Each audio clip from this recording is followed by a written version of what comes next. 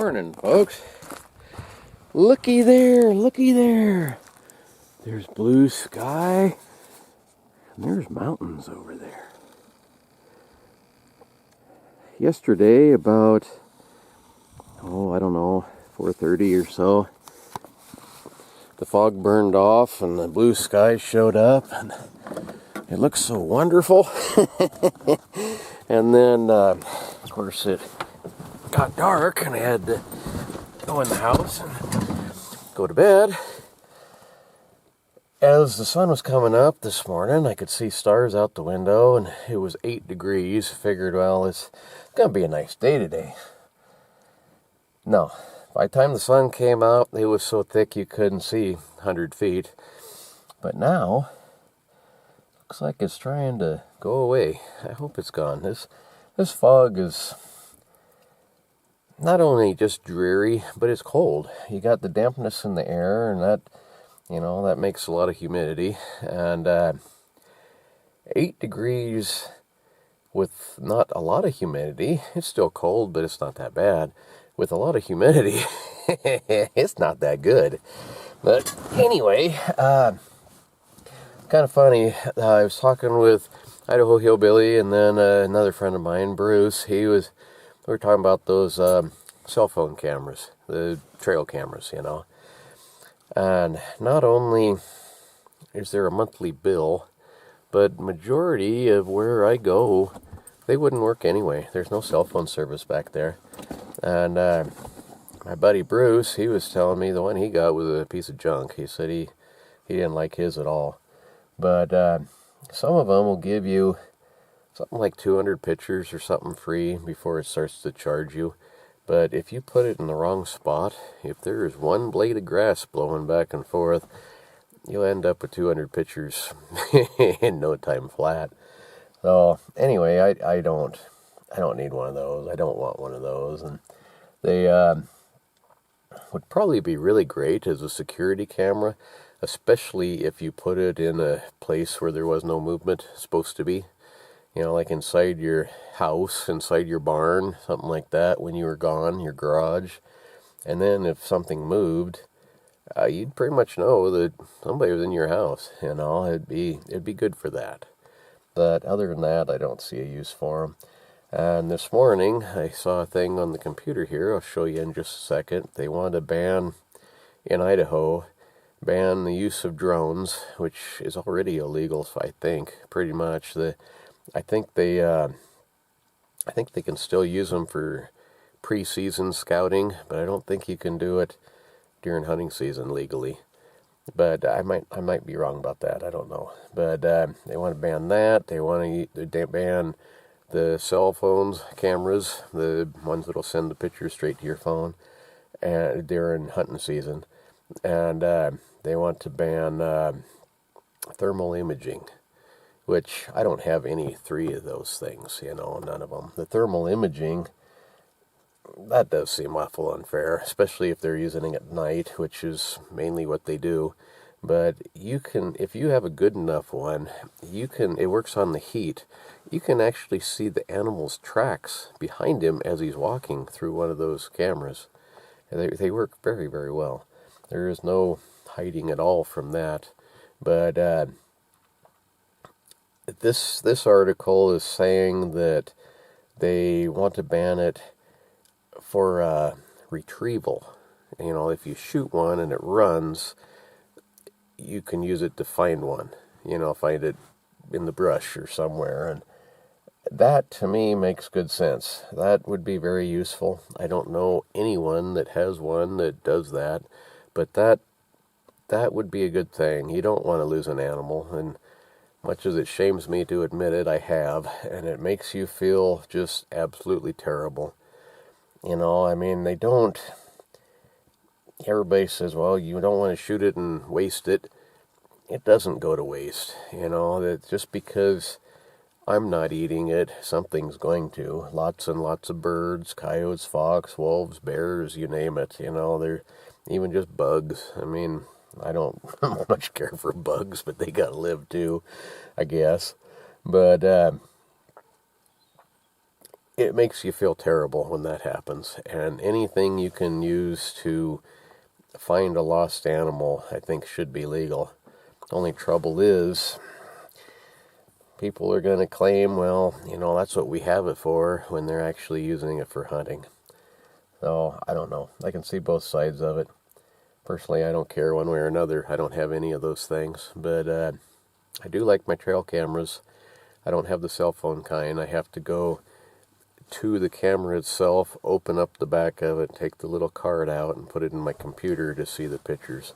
So that's a little bit different than, my phone could beep right now and I could get a picture from, miles away that there's something on my camera.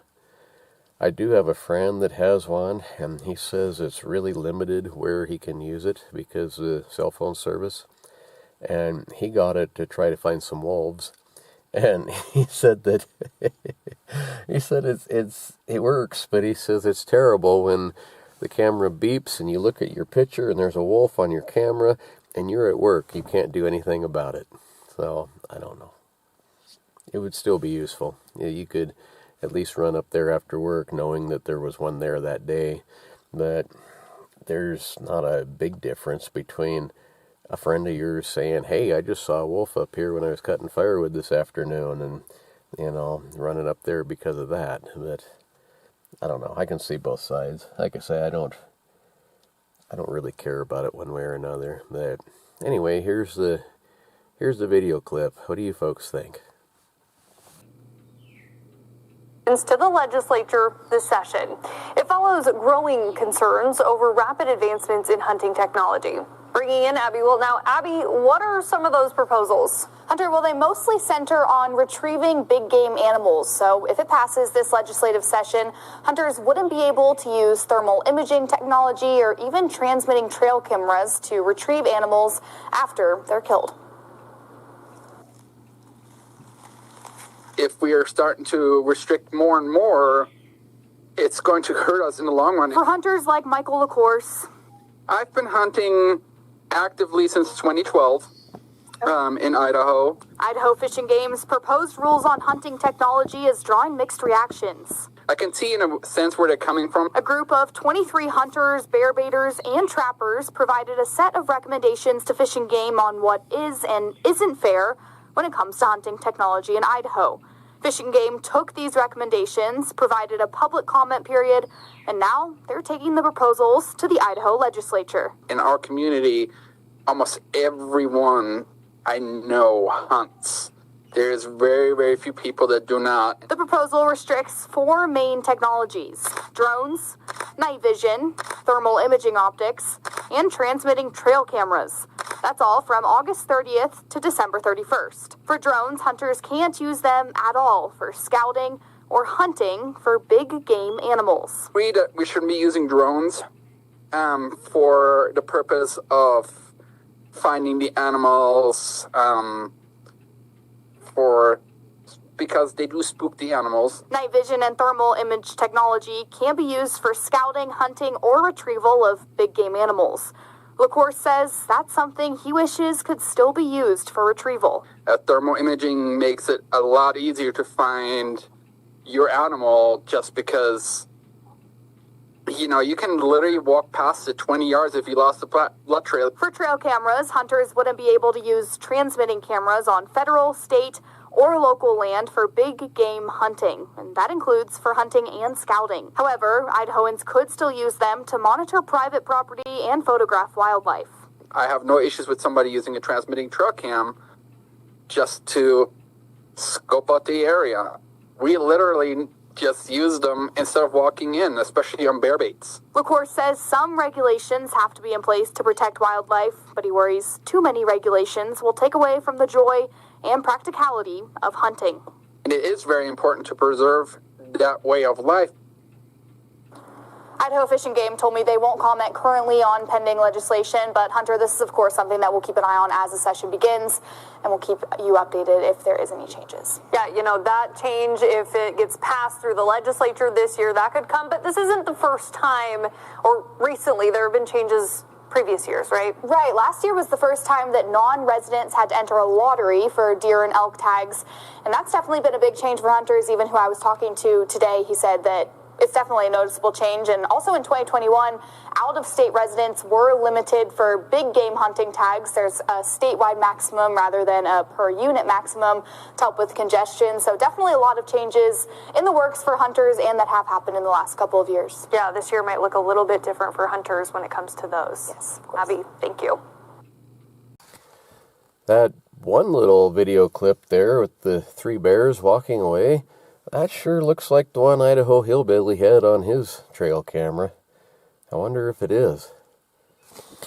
Well, anyway, today Cindy is at the animal shelter thrift store she volunteers for. So I might as well run up and check my trail cameras.